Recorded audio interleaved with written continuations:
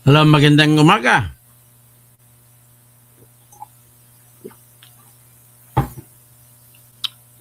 Pag-usapan natin, may illegal reclamation nga ba si Alan Cayetano sa Taguig? Yan ang pag-usapan natin sa ngayon. Ngayon, bago natin pag-usapan yan, ay magma-music muna tayo.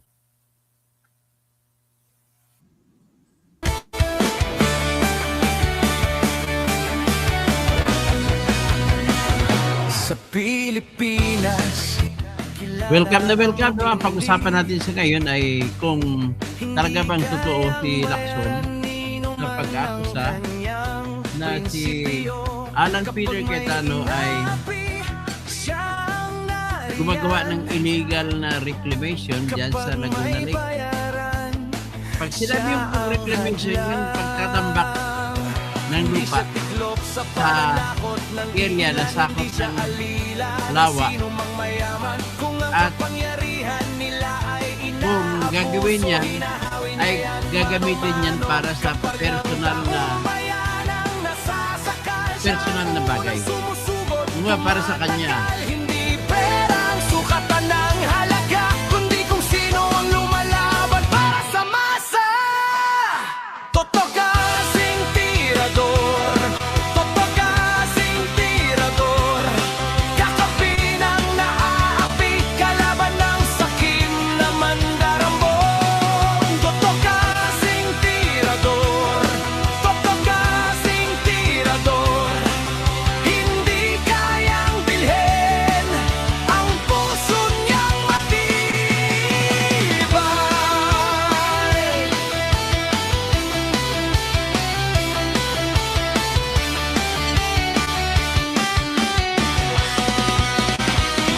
Mga magnanakaw sa pondo ng bayan,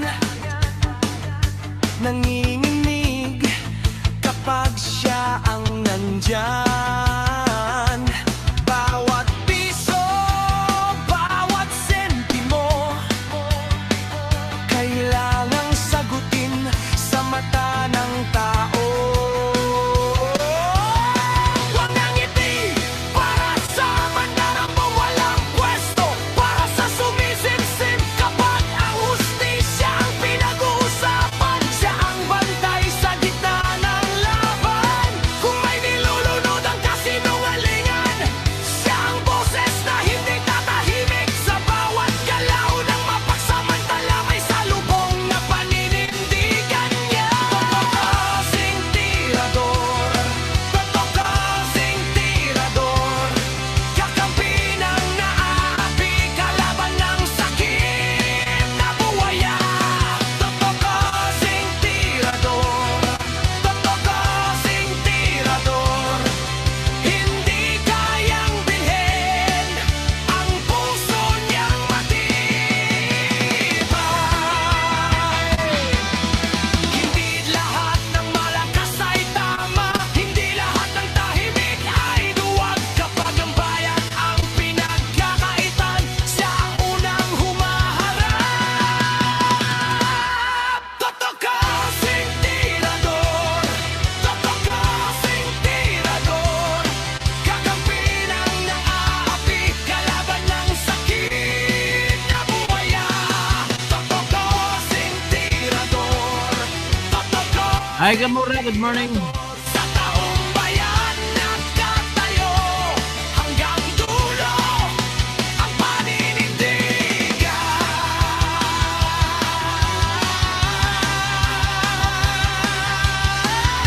Okay, like.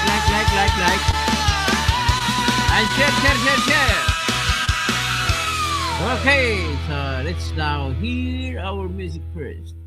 In dedication to Sara Duterte kasi hearing niya na bukas sa impeachment. Sara, Sara, wala nang iba.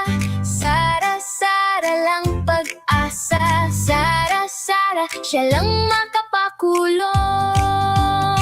Mga kontraktor ubusin niya. Si BBM Sandro ikulong niya.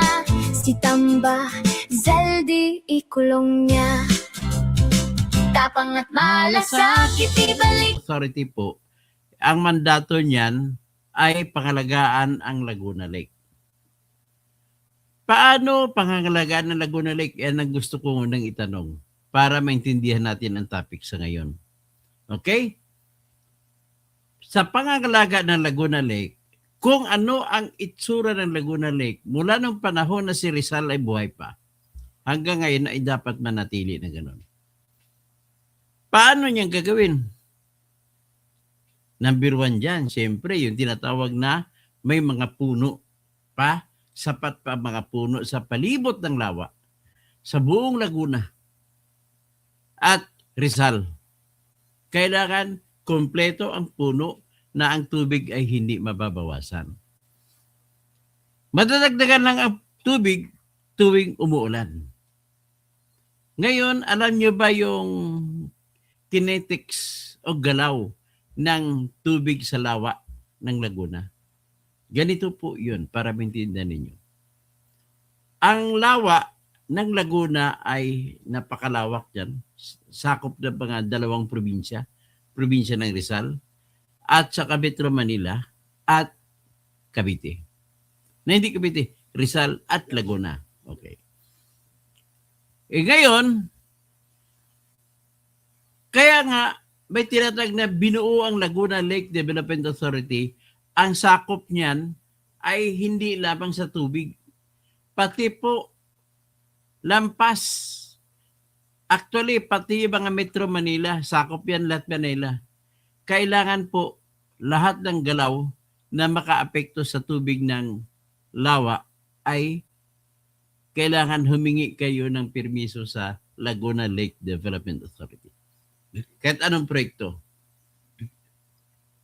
So ngayon, lalo na yung mga Tagig, Pateros, hindi Pateros, Tagig, Pasig, Binangunan, papunta sa Rizal, Antipolo, yan, kailangan yan magpapaalam yan sa Laguna Lake Development Authority. So lahat ng mga proyekto yan magpapaalam.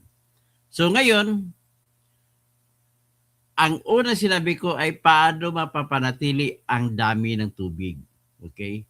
Ang pakiusap ko lang sa Drew Warucan, puro ka ang utak mo sarado na. Mga DDS ba, mga planderer? Mga DDS ako, kawatan ba ako? Ikawatan-kawatan, Drew Warucan. Tingnan natin ito, bakit kayo lang ba taong bayan? Kayo lang ba nagmamahal sa Pilipinas? Kaya kayo natatalo sa survey. Kasi yung mga salita ganon, Drew Warucan, alam ko hindi ka Bisaya. Ang mga salita kasi niyan, na gaya ganon, Drew Warucan, ay nakakapag-discriminate sa mga Bisaya. Kaya kita mo, mataas ang survey ni Sara kasi lagi niyong mga pananalita na ganon. Kami naman mga Bisaya po, umiinit ang ulo namin dyan. Kahit na may kasalanan Duterte, ipagmamayabang namin yan. Ganon lang yung kasimple. Intindihan mo ba, Drew Warucan? So let us level up our discussion. Iwasan na natin yung mga diskriminasyon laban sa Bicolano, laban sa Tagalog, laban sa Bisaya, laban sa Ilocano, laban sa Kapampangan, wala tayong tawagin natin sarili natin mga Pilipino. Ganun lang simple. Ngayon, pag tinawag mo kami kasi na DDS, associated sa aming pagka-Bisaya. Kaya kita mo, mga Mindanao, hindi mo ba napapansin bakit ang Mindanao ayaw bumitaw? Siguro kayo, kakanta kayo, gusto ko nang bumitaw. Pero di namin magagawa. Ganun lang ako kasimple yan, Drew Warucan. I'm doing it as a matter of joke. That just to tell you subtly, in a subtle treatment to you, ay iwasan niyo po ang magsalita ka na. I-judge mo kami sa content ng aming karakter. Huwag po sa aming pagkagusto kay Duterte. Okay? Kasi wala po kayong ebidensya, sa totoong kwento lang. Hanggang ngayon, wala pa pong ebidensya na magsasabi na nagnakaw si Sara, na nagnakaw si Digong Duterte.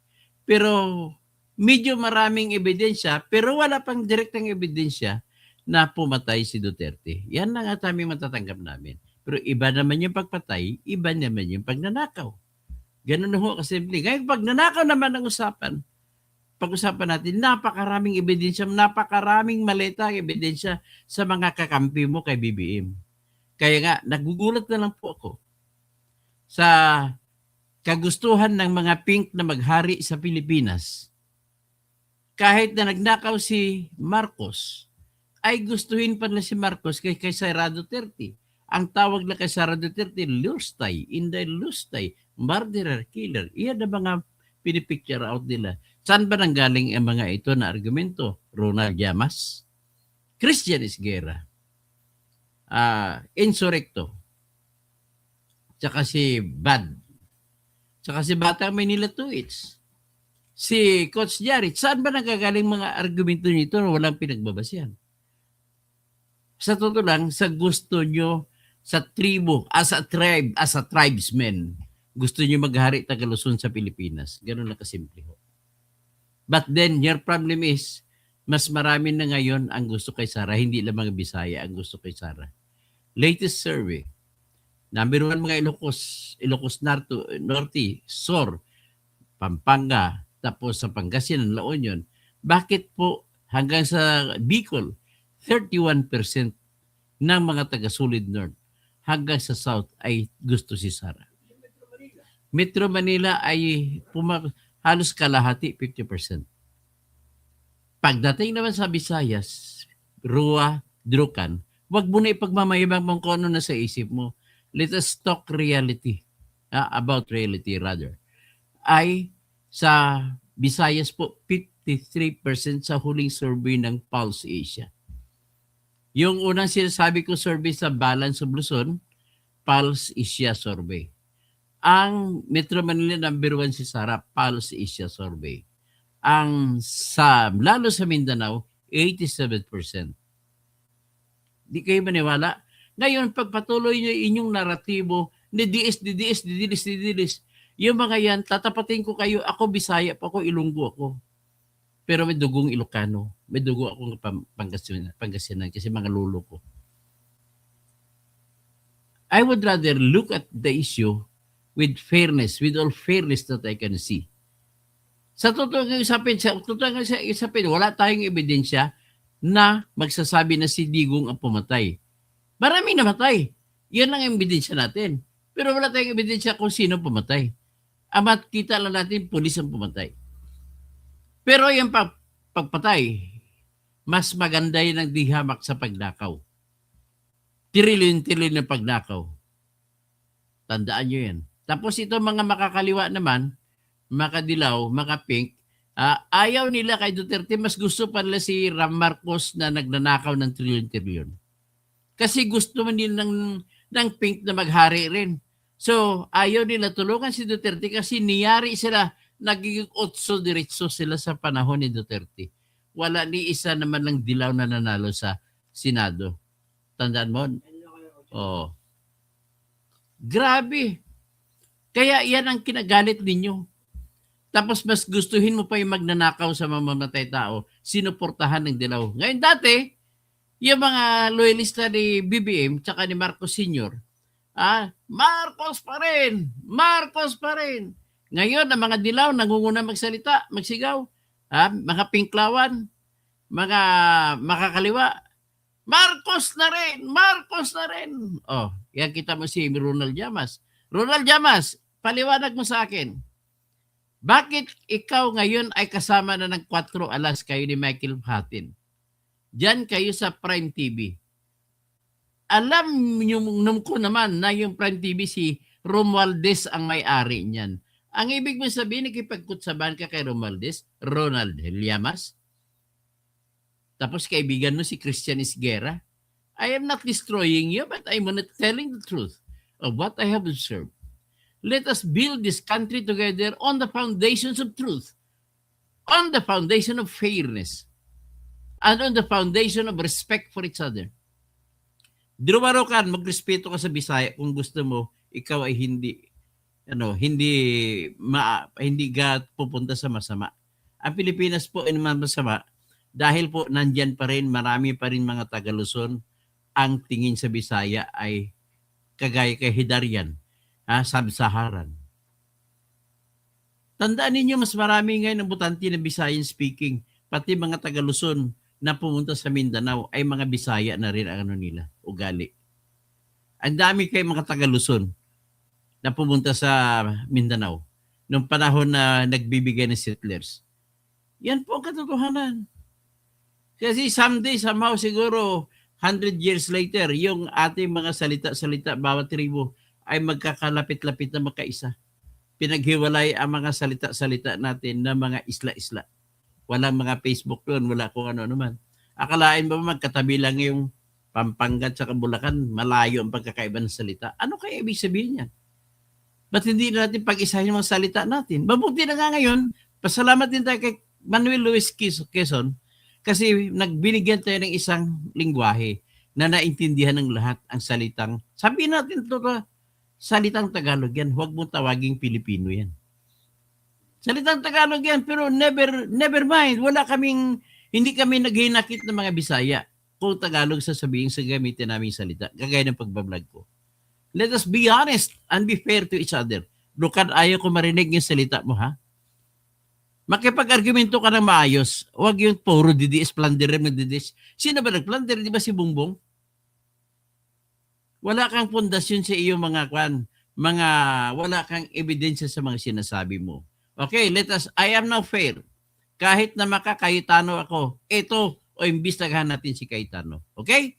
Pakinggan muna natin ang sinabi ng Laguna Lake Development Authority. Na sinasabi ko, ang obligasyon ng Laguna Lake Development Authority ay manatili ang tubig sa lawa ng Laguna.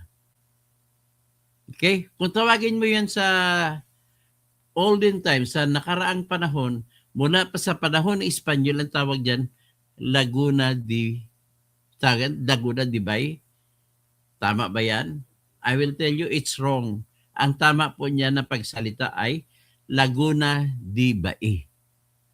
Ang Laguna po ay Espanyol ng lake. Salitang Espanyol ng lake. Ang Bay, isang lugar yan. Ang Bay doon sa San Pablo, malapit. Malapit doon sa Los Baños. Yun ang Bay. Parang pumunta ka ng Batangas, may tui. Pero kung basahin mo ang spelling niya, tuy. Pero tui yan, tui. Kasi nga, Spain name yan. Oh. Kaya diba, pagbanggit mo na pangalan, Jose Rizal E. Mercado. Oh, ganun. Ang E, yung sa kita nilalagay yan, E ang pagtawag ng Espanyol. Ang E, kung sa Tagalog pa, at. Ako at ikaw. To, E, you. Ang to, you.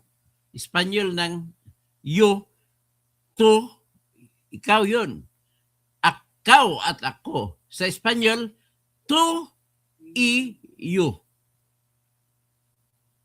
Yo soy marinero. Di ba nakanta na sikat? Nabamba? Yo no soy marinero. Ako po ay marinero. Soy kapitan, soy kapitan, soy kapitan. Ako'y kapitan, ako'y kapitan, ako'y kapitan. Naintindihan na ninyo? Ganun po yun. At lang yan, medyo entertainment lang ng konti. So ngayon, pag matupad ng LLDA ang kanyang obligasyon na manatili ang tubig sa lawa ng Laguna, may kasunod ba siya na obligasyon? Kailangan i-mantini ang lawa ng Laguna na hindi mababawasan ang kanyang lawak. So, kung ang dagat ay may pampang, ang lawa ay may pampang din. So, in other words, hindi mo pwede agawin ng pampang. So, dito ngayon, dadalhin na natin ngayon ang issue. Piplay ko lang yung usapan dito sa gitna ng LLD tsaka reporter at saka susuriin natin ngayon ang lugar ng Taguig. Tingnan natin kung may tambak. Ang ibig sabihin sa Tagalog ng reclamation ay tambak. Tinambakan ng lupa. Tingnan natin kung may tinambak. Pangalawa, pag makita natin may tambak, magtatanong tayo, para saan ang pagtambak? Pangatlo, pagsunod ng pag-usapan, may lisensya ba itong pagtambak? Pinayagan ba ito ng pagtambak ng lupa? Kung pagtatambak kasi, liliit ang lawak ng lake. Di ba? Ganun lang simple. Hindi natin pwedeng paliitin ang lawak ng lake. Ngayon, ang akusasyon ni Lacson, kunwari lang na tinatawag na flood control project sa lake, pero yun pala may kasama na pagtambak. Ngayon, nagiging masama lang itong pagtambak kung ang paggamit nito ay pang-pribado, pansarili, hindi pampamahalaan. Kagaya naman sa ginagawa dyan sa Muntinlupa, nagpatagap para patayuan ng sports complex. So, tingnan natin. Ang ginawa ng Muntinlupa ba ay mali o hindi? Total, wala namang mga pribadong tao ang gumamit. Ginamit, pinatayuan ng Muntinlupa sa panahon nauna, si Bunyi pa tayo simula nun. Na pinatayuan ng sports complex, tao ang gumagamit, publiko. Yan ang ano. Ngayon, titingnan din natin, ano ba naman din ang pakay kung mayroon man tayo makikita ng pagtambak dyan sa lugar ng Taguig. Ang Taguig kasi at saka yung Muntinlupa, magkatabi lang yan sa lake, sa Laguna Lake, Laguna de Bay. Okay? So, ito ngayon, pakinggan po natin yung kwento nitong LLDA officer. Sana naintindihan nyo na. Mas gusto ko naintindihan ninyo. Huwag muna tayo mag-away-away kung kada-anong mga politika.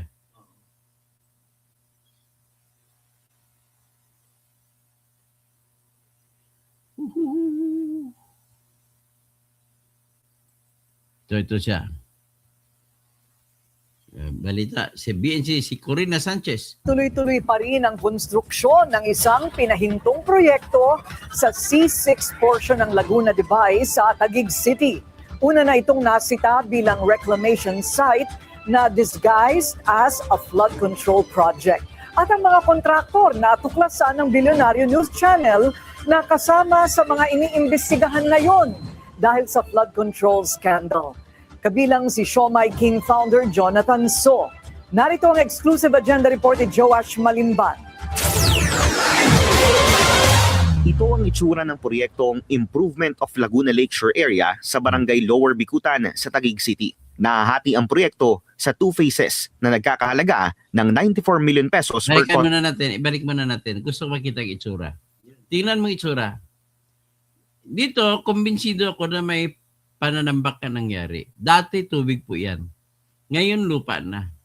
So, alamin natin ngayon, primarily speaking, ang may authority sa pagpatambak kung sa Manila Bay pag-usapan ay yung tinatag na PRA, Public Reclamations Authority.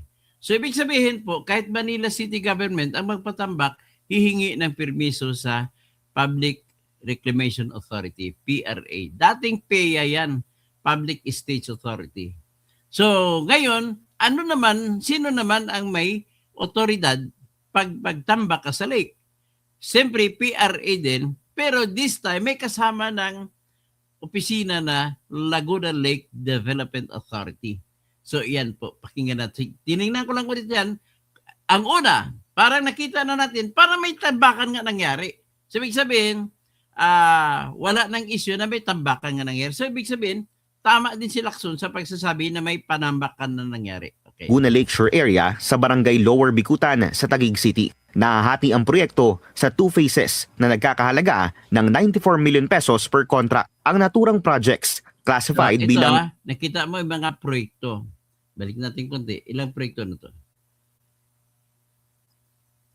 So, may proyekto, 94 million ba yun? So,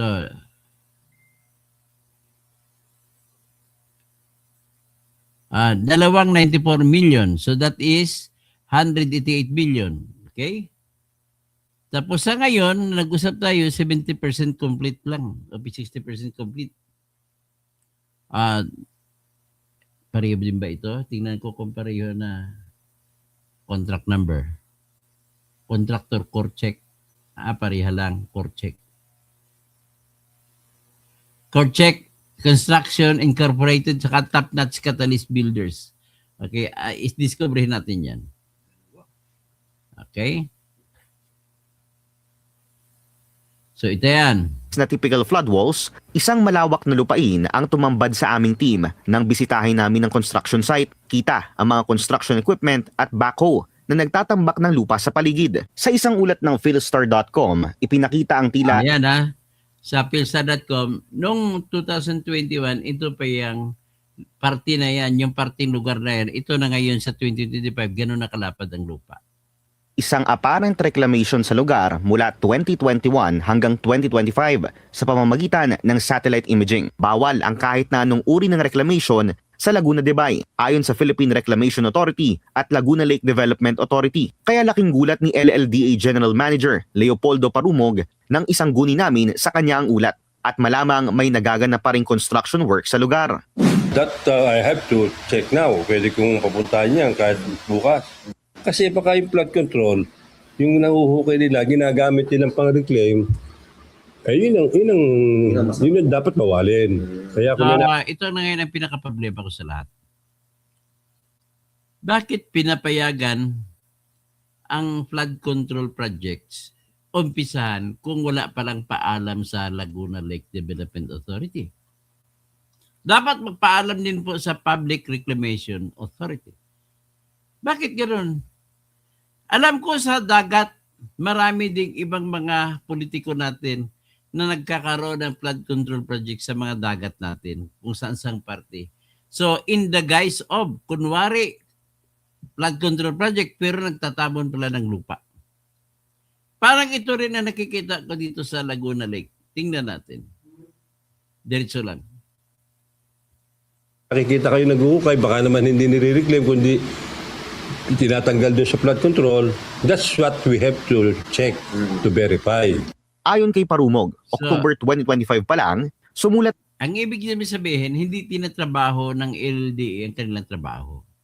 Dapat araw-araw, kung meron koordinasyon ang Department of Public Works and Highways sa kanila, ay dapat inaaraw-araw din labantayan, baka hindi na flood control ang ginagawa. Baka pagtatabo na ng lupa. Kasi kung ako naman, bilang inhinyero po ako, I'm a civil engineer. My license number is 66732. Ngayon, kung talagang flood control lang yan, ay it's either gagawa ka lang ng harang sa medyo dulo na ng lake para hindi makapunta ang tubig doon. Hanggang doon lang. Kung saan may linya yan, lilinyahin yan ng LLDA ang linya na kung saan sakop pa ng lake. At ang ibang linya, kung minsan nasa sakop ng tubig kung aalsa, kung babaha ang lake. Tandaan nyo, ang pinakamalaki o isa lang ata labasan ng tubig sa Laguna de Bay ay ang Pasig River lang, wala nang iba. Okay? So, napakaliit po ng lagusan ng Pasig River. Tapos, dadalo yan mula sa Lawa. Diyan manggagaling sa pagitan ng Pasig at saka Taguig. Diyan nanggagaling ang Pasig River. Yan ang bunganga. Ay, di bunganga. Kasi ang bunganga nasa dulo sa dagat eh. Ito naman, ito yung parang dito nagpapasok ang tubig. Lalabas sa Manila Bay. So, ngayon, ang Manila Bay, English naman yun hindi yung Manila Bay ha. So ngayon, lalabas dyan, pero sa pagitan ng Taguig at Pasig ang labasan ng Pasig River. So ngayon, pag tinabunan mo yan, mali na yan. Kasi dapat, pag mag-blood control ka, hanggang doon na sa hindi nakakainin ng baha kung bumaha man ang Laguna, di ba ay hindi na pupunta sa kabahayan, sa kalsada. Yun ang ideya dyan. Sabihin, what separates from flood control, between flood control and pagtambak, ay kung magtatambak ka na ng lupa na malayo sa papasok ka na sa loob ng lawa, yun ay pagtambak na yun. Reclamation na yun. So, dapat, trabaho ng LLDA ay pagkatapos na pahintulutan ang Department of Public Works and Highways na magsagawa ng proyekto, dapat i-monitor nila lagi. Yan ang pinaka-problema. Tapos, ang problema ko doon, Siyempre, kung may apektado ng mga politiko, ituturo sa politiko, kasalanan ng politiko ngayon ang palabas ngayon. Kagaya ito, pinapalabas na ni Ping Lacson, kasalanan ni Alan Peter Cayetano. Di ba? O sa ngayon, na nag-usisa tayo, lumalabas na totoo nga na may pagtambakan nga nangyari. So let us go further. Sabi ni, sumulat daw yung LLDA kay Mayor Laarni Cayetano. Bakit kay Mayor ka lang susulat? Sino ba may proyekto? Di ba DPWH? So mali. Ang sulat mo, ibig sabihin hindi mo po alam ang trabaho mo, sir, kung sino ka man ang hepe ng LLDA, bakit ang mayor lang ang pinadalhan mo ng sulat? At matanong ko na rin, bakit hindi mo pinadalhan ng sulat noon ang mayor ng Muntinlupa nung nagtambak ang Muntinlupa para gagawin nila na Muntinlupa Sports Center? Na ang LLDA sa lokal na pamahalaan ng Taguig City para ipahinto ang kahit na anong reclamation activities na nagaganap sa C6 portion ng Laguna de Bay. Una na rin kasing nasita ng DENR ang ilang DPWH construction works sa kahabaan ng C6 na disguised umano bilang flood control project. Bagaman na agad nilang ipinag-utos ang pagpahinto sa nasabing proyekto, hindi kailanman sumagot ang LGU ayon kay Parumog. Sumulat na nga po, may sumulot na pati yung Philippine Reclamation. Hindi, ang problema dyan sa iyo, dapat sumulat ka sa DPWH. Gusto mo palabasin, siraan mo lang kay mga Cayetano eh. Una ba, sino ba nagpapatupad ng proyekto ng flood control? Munisipyo ba? Diyan ka na po na mali, Mr. Kung sino ang pangalan mo? Leopoldo Parumog. Diyan po ko ginagawa. Kasi ang tenor na ginagawa mo, gumawa, parang sinadya mo susulatin na gano'n para palabasin mo na mga Cayetano, Mayor Cayetano na asawa ni Alan Peter ang may kasalanan. And yet, proyekto po yan ng DPWH. Okay, paproceed tayo. Agency, sumulat na rin sa office ni Mayor na stop further, Sino ba pang pwede mag-stop? Proyekto ng DPWH, pwede ba mag-stop ng munisipyo yan? Ginagawa mo kaming bobo eh. Anong klase, Leopoldo Parubog? Sulatan mo, DPWH. Yun naman ang aking sabi, iayos natin. Kahit yung sa Hindi stop ibig sabihin mag-resign ka na dyan, di mo alam ginagawa mo. ni Senator Cayetano. O anong kinalaman sabi ng na lang senador na- yan? Senador yung tagagawa ng batas yan. Ano papatupad yan, DPWH? Makausap ko yung mayor o city engineer ng Taguig. Maitama naman po natin yung Bakit dokumento. puro ka lang Taguig na bias ka na bias laban sa Taguig? Sige nga, parumog. Parang gusto mo dudumugin ganyan ng mga taga-Taguig eh.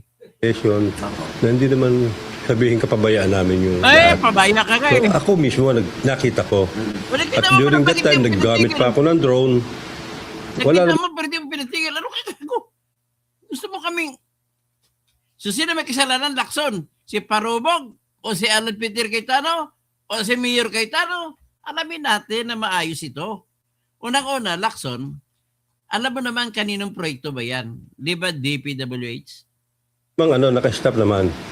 Ayon sa datos ng DPWH, joint venture ng Corecheck Construction at Top Notch Catalyst Builders ang naturang mga proyekto. Isa ang Top Notch sa mga kumpanyang nahaharap ngayon sa patong-patong na corruption cases dahil sa mga umano'y maanumalyang flood control project sa Bulacan. Kadikit ng anomalya sa Top Notch ang ilang malalaking pangalan tulad ng BGC Boys, ang negosyanteng si Jonathan Payawalso at ang kumpanyang link sa kanyang pamilya na Nako, ito naman Jonathan So.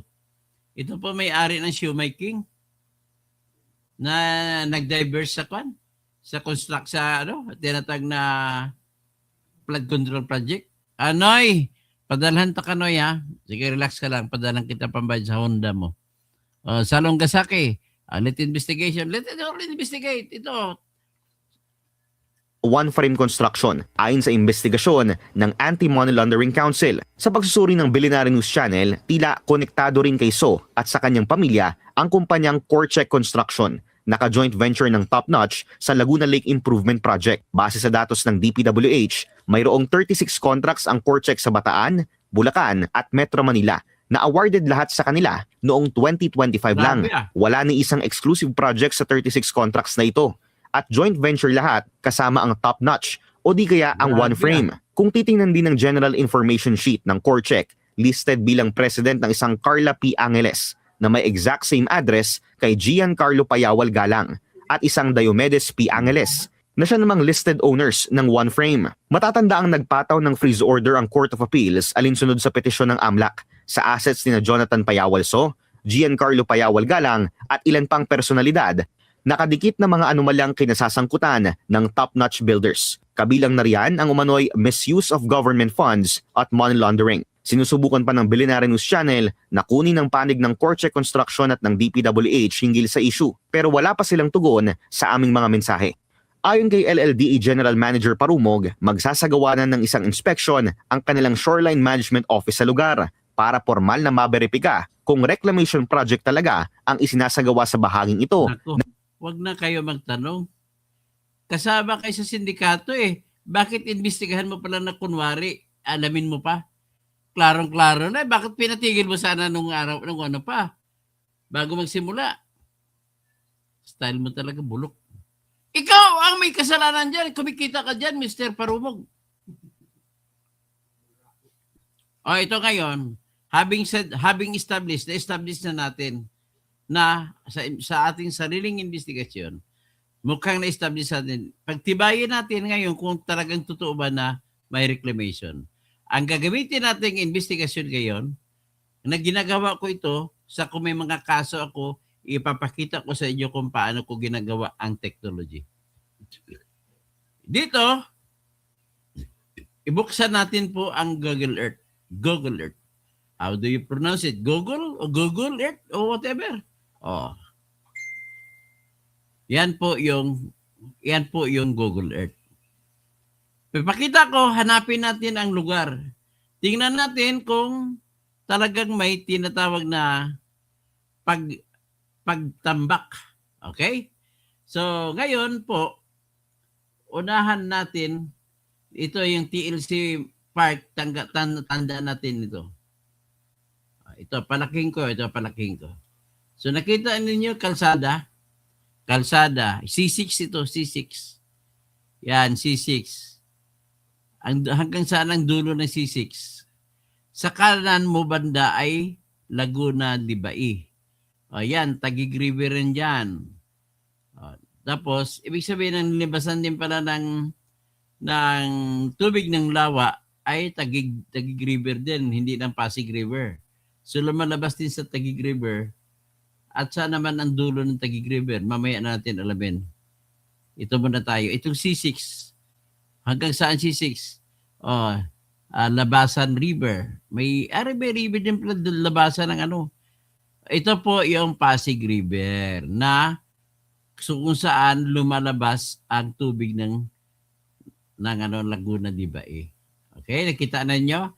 Yan o, Pasig River yan o. Yan, Pasig River. Yan, paligo-ligo Pasig River. Nakipagkita sa ngayon dito sa Marikina River. Dito nagtagpo ang Pasig River at saka yung Marikina River. Dito rin papunta pala ang Taguig River, oh. Dito rin, oh. Grabe. 3 ilog pala nagpanagpo dito. Anong lugar ito? Tingnan natin. Ito po ay FGB then ito, Taguig. So, boundary siya ng Taguig, Pasig, at Marikina. Marikina River. So, dito na pangita. Sa kaliwa, West Rembo, Makati ito. Makati, at saka, pero ngayon, Taguig na yan. Tapos, sa decision ng Supreme Court, naging Taguig na. Dito naman isa ay Makati. Okay, palitin natin. Balik tayo po sa C6. Ito pong C6 na kalsada. Okay. C6 Road. Yan. Ang disenyo po ng C6 ay kalsada na gagawin palibot sa Laguna Libai. So pagdating dito, Pasig na ito, dito lumiliko, hindi paggawa. Anong date ito? December 31, 2007 po ay hindi paggawa. Dito ka, Dorothy, makita mo para makita mo rin ang ginagawa ko. So, itong dulo ng C6. Nakikita nyo bang araw na ginagamit ko? Yan ang dulo na itong Pasig River. Oh. Yan. Dito simula itong lake. Tapos, palitin natin. Hanggang dyan pa lang ang C6. Hindi pa tapos noong, anong petsa to? December 31, 2007. So, balik tayo dito sa TLC Park. Ito po yung, hindi ko alam kung ano ibig sabihin TLC. Ano ba yan? Lani Cayetano Park. Okay, Lecture Hall. Ito na controversial Lecture Hall. Ngayon, 2007 po, ay yun pa lang yan. May nakita ko, may mga lupa-lupa na rin. Pero ano ba yan? Tambak? Yun ang nagpapagulo. Tambak ba yan o hindi? Okay? Starting point natin 2007. Pero pwede tayo mag-start sa 2005. Ito, 2005. Ba, hindi klaro. Start tayo 2004. O yan ang 2004. Ibig sabihin po, talagang may original na rin ako, na mga umuusbong na mga lupa na rin. Yan. Yan ang lake po. Yan, C6 natin ay hanggang dito lang sa o wala pang kalsada, nung araw, ginagawa pa lang, Ito naman yung Taguig River, Ito yung Pasig River. Wala pang tulay, So, 2005 ito. At 2004. November 2004. So, ito naman ngayon, ipasok pa natin sa April 21, 2004. Yan na may umusbong na rin na lupa. 2004. Yan. So, ngayon, para magiging fair tayo sa kay Cayetano. Itong TLC Park. Ang part niyan hindi pa magandang kalsada. Itong kalsada ito yung kalsada tapos napapunta sa Skyway. Ito, Skyway yan. Skyway, ito yung SM Bikutan. Pero wala pang SM Bikutan sa panahon nito 2004, hindi pa ginagawa. So, iyan ang kalsada. Wala pa po Taguig City Hall of Justice. Ito po ay DOST, meron na. Department of Science and Technology, meron na. So, dito, DPWH Lower Bikutan, makita mo, mahina pa, pangit pa ang kalsada. So, ito naman, yung kalsada sa gilid, ito rin isang old road na dinadaan mo kung gusto mo pumunta ng Muntinlupa. Ito yung Manila Road, Manila South Road, na kahilira ng tinatag na South Luzon Expressway. So, yan. Ito ang kalsada. Ito yung TLC Park dati. Yan lang yan noong 2024. Punta na tayo ngayon sa diretsyon na siguro natin, 2010. Yan ang 2010. Maganda na siya, di ba? May kalsada na. Punta natin. May mga reclamation ba tayo nakikita? Wala, no? So, 2010, panahon ni Noynoy, wala tayong nakitang reclamation. Ayan. Punta tayo, lakad tayo. Imagine nyo lang tumatakbo tayo, nagja-jogging papuntang Pasig. Yan, may mga lupa na rin na umuusbong dyan. Pag may lupa umuusbong, ibig sabihin po, hindi po yan reclamation. Pero nagtagugulat ako dito banda sa Hagonoy Pumping Station. Bakit? Parang sakop din nata ng lawa to na tinambakan ng lupa. Nung araw pa yan. Okay, di bale, babalikan na natin. Ito ganun din, Taguig City General Hospital. Parang lawa dito, parang ni-reclaim din. Tinambakan din para maging ospital. Ngayon, dire-diretso lang. Ano itong petsa ito? 2010, February 5 to 2010. Ito po yung litrato ng ito may Taguig River dyan sa loob, Parang ang daming mga tubig pa galing sa lawa ng Laguna. Itong pinanggalingan, So, Taguig River, magagaling siya ngayon dito sa lake. Ayan, Ayan ang lake, di ba? Ayan mga pispin, nung araw, Ayan. Ay, hindi pispin yan. Lupa na yan, So, ibig sabihin, parang tambak na rin yan. Balikan natin ulit sa 2009 at 2008. 2008, meron na pala siya, May Santa Ana na. Tapos balik tayo dito sa 2007. O talagang meron, hindi, ibig sabihin, kapag nakita natin sa 2026 na ganun pa rin, wala pong nangyaring panambak. Tama? Kasi andun na yan. Okay, so magiging fair tayo sa pag-imbestiga. So yan, sabay-sabay tayo mag-imbestiga ha. Ayan, 2005. Balik naman tayo uli. 2005, October. O yan, 2005, August, May 8, 2005. Ibig sabihin po, nakita na natin, hindi, kung makita natin na ganun, hindi yan reclamation. Okay? So, Hagure, andyan na, maraming may ikaw na. So, 2001, balik natin, 1985, yan 1985 na litrato. Ito yung TLC Park. O wala pa yung isimbikutan dyan.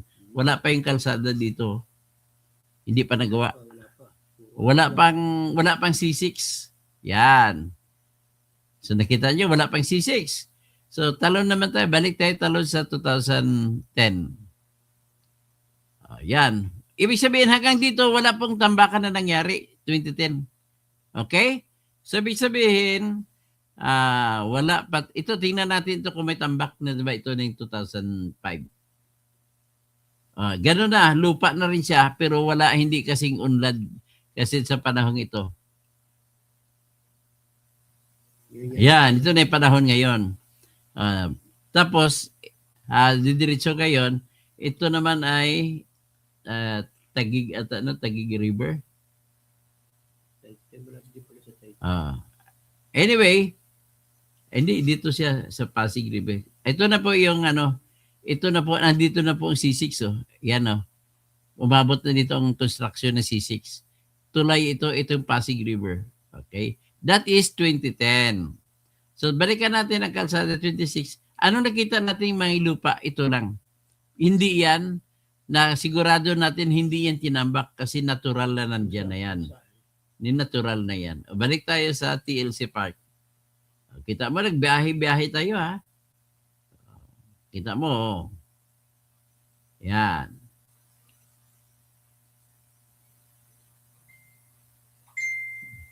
Laguna na yan eh. Dito tayo sa ano.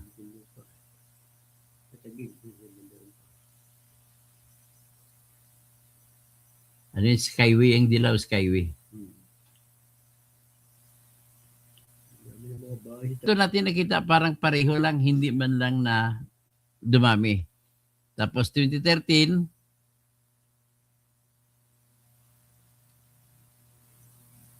parang hindi nagbago. 2013, no? Ito TLC Park, ito yung Pasig River. Tapos punta tayo sa 2014. Yan, ganun pa rin. No? Walang pagbabago. Tapos punta tayo sa 2014, punta tayo sa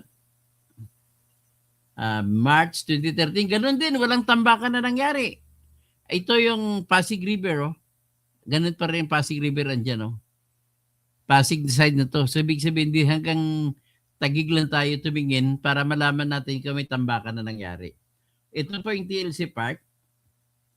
So, nakita natin dito, wala pong tambakan na nangyari hanggang sa petsa ng March 30, 2014.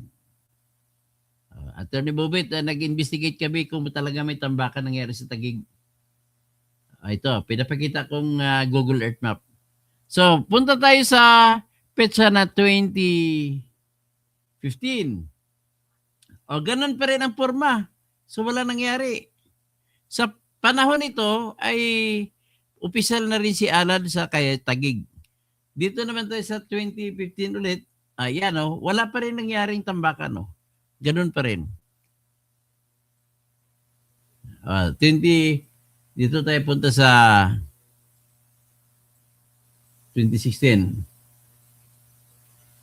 2016 ito, malabo ang kuha ng may clouds.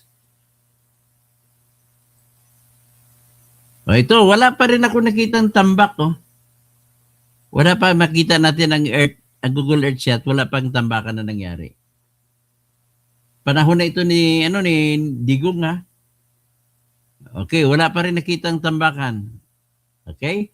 April 30, 2016, hindi pa si Digong, sinoynoy pa yan. Punta tayo sa May 30, o nanalo na si Digong nito. Wala pa rin tambakan. Natalo si Cayetano dito na vice presidente pero nanatili siya pong senador.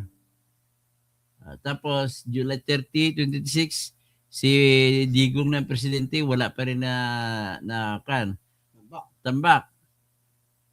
Mag-proceed tayo sa mas mataas siguro, no? 2017, wala pa rin, no? Ganun pa rin. 2017, tubig, wala pa rin tambak na nangyari. So magiging fair lang tayo kay Lacson tsaka kay Cayetano, ha? Ito, ano naman ito? May 30, 2017, wala pa rin tambak. Tapos ito naman, malabo kasi may clouds ang kuha ng Google Shot. So walang cloud. Maghanap tayo ng mga klaro. Ito, kahit itong 2017, makita na rin natin na wala pang tambakan na nangyari. So, ito tayo ng maklarong site. Ito, medyo maklaro to. TNC Park, ang petsa nito, February 28, 2018, ay wala pa rin nangyaring tambakan. Tapos, pura to sa 2019. Panahon na ni Duterte to. 2019, wala pa rin ako nakitang tambak na nangyari. Panahon ni Duterte. Ibig ko sabihin, si Alan Peter Cayetano ay hindi naging abusado sa panahon ni Duterte.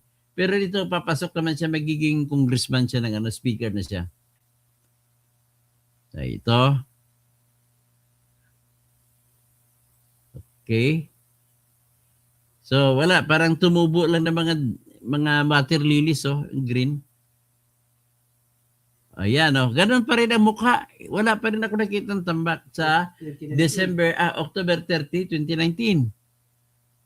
Ito naman, January 30, 2020. Wala rin ako nakitang tambakan. February 20, 2020, wala. Fast forward tayo. Mas mabali siguro, mabilis dito tayo. 2020. May COVID na ito. Siyempre, walang nagtatrabaho. Di wala rin magtatambak. COVID na yan. Okay. Dito sa January 30, 2021, COVID pa rin yan. So, walang nagagalaw na trabaho. Sa February, ganun din. COVID na era pa rin yan. Ganun din sa June 30, 2021 ay wala rin nangyaring tambakan. Ganon din, ang mukha ng Laguna de Bay. Sa petsa naman na November 30, 2021, ganon din ang mukha ng Laguna de Bay. Walang tambakan na nangyari. December 30, punta tayo ngayon sa Kwan. Kasi nagsimula flood control 2022. January 30, 2022, wala rin tambakan. Andito pa rin yung Pasig River. March 30. Ito, March 31, fast forward tayo. Tingnan natin. September 30, panahon na ni Bongbong to. Ito nagsimula yung delivery attorney. Delivery ng balita nagsimula September 2022. Si kay Marcos. Wala rin ako nakitang tambakan. September 30, 2022. Ito ang tinitingnan ko po sa ngayon, attorney, ay Google Earth Map. Makikita natin ang series of photos na nagsimula na kinunan noong panahon ng 1985 hanggang sa kasalukuyan. So makikita natin ngayon, anong petsa na to? February 29, 2024, wala pong tambakan na nangyari. So ibig sabihin, unfair ito kay Lacson na mag-akusa kay Alan Peter Cayetano na tinambakan. So, may papunta tayo sa 2025. Baka 2025 may nagawa na. Balik tayo muna. Sa 2025. Wala din ako major na nakita na panambak. Ganon din ang forma ng lupa. Sa 2024. Tingnan natin sa password sa 2025. That is March 30, 2025. Ganon pa rin, Wala naman ako nakitang tambak. Wala pa rin ako nakitang tambak sa June 30, 2025. Tapos, August 30, 2025, ganun pa rin, wala rin ako nakita tinambakan. Oh, wala rin sa August 30, 2025. Wala rin. Sa February 22, 2026, wala rin ako nakita tinambakan. So, ano ngayon ibig sabihin?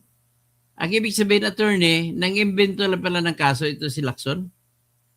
Nakita nyo na? Ohayo gozaimasu. Nakita nyo na kung ano, very fair tayo. Nakita natin ang actual Google Shots. Yan po ang actual Google Shots. Ngayon, ang sinasabi kanina na pinapakita po sa BNC, Billionaire News Channel, ay ito yung sa portion, Duarte, dito yung sa portion na dati na may lupa. Mary Jane, naintindihan na ninyo? Siguro naman ay sapat na ang investigasyon natin. Ang conclusion po natin ay walang tambakan na nangyari. Attorney, grabe. Talagang pati mga audience ko nakatingin. Nagsimula kami sa 1985. Hanggang sa kasalukuyan, wala kami nakita nagbago ang forma ng ang hugis ng lupa sa Laguna de Bay. Ay, nako. Pero siyempre, sa gilid ng dati na may lupa ay pinaganda lang nila. Tingnan natin na dati na may lupa. Palakihin natin ang mapa. Ito na ngayon, mayroon ng park. Pinaganda na yung dati na may lupa. Pinaganda na. Ayan na siya ngayon, park na. Ganoon, pinaganda ko na. Ito siguro may dagdag. Hindi ko lang alam kung ito ay kasama sa, ito wala to eh. Itong maliit na to eh. Parang kasama ito sa, parang nagsisip-sip ata ng tubig o ano. So, yan po. Ito po yung ginagawang favorite jogging place na ito ngayon ng mga tao, attorney. Yung C6. Yata C6. Ito yung mga dating may lupa na yan. Na pinaganda lang ang lupa. Yan. Dati nang may lupa yan. Siguro tinambakan ng konti kasi medyo para hindi babaha. Tinambakan ng konti. Pero dati nakita naman natin sa pag-trace natin ng hugis ng lupa at tubig mula pa noong 1985, nakita naman natin sabay-sabay na wala talagang tambak o ito ngayon Taguig River. Tingnan natin. Hanggang yan sa Ito C6, maganda na tingnan. Mabilis na bumiyahe dyan. Kung kuminsan, kung matraffic, dyan ako dumadaan galing sa Manila, papuntang Antipolo. Ito na yung Taguig River. Yan, Taguig River yan. So nakita na ninyo? Wala palang tambakan na nangyari eh. Kaya tama si Alan Peter Cayetano sa pagsabi, wala pong tinambakan nangyari ng agaw. Ito naman po ang Pasig River. Ang ganda na ng kalsada nito, Pasig River. Yan. Tulay sa papunta Pasig yan. Papunta Cainta. Ito Cainta, laging binibiyahe ko yan. Dito sa, dadaan na ngayon ito sa, yung floodway. Ito po floodway sa San Juan Taytay. Yan. Papasok ka dito, Manila East na yan dito. Kabisado ko ng kalsada dito. Papunta pa ito sa Antipolo. So, ladies and gentlemen, I now conclude our investigation and our judgment call. Panalo si Cayetano! Hindi pa natotoo sa akusasyon na may tambak. Maraming salamat po nakasubaybay kayo. Ohayo gozaimasu. Dennis Kausing, kapatid ko, relax ka lang tol. Sa Isalonga Sakal, let investigation if it is legal or not. Nakita na natin. Wala tayong nakitang ebidensya na nagtambak, nagre-reclaim. Okay? Duwarokan, ano mo sabi mo? Panay ka lang akusasyon, wala kang investigasyon.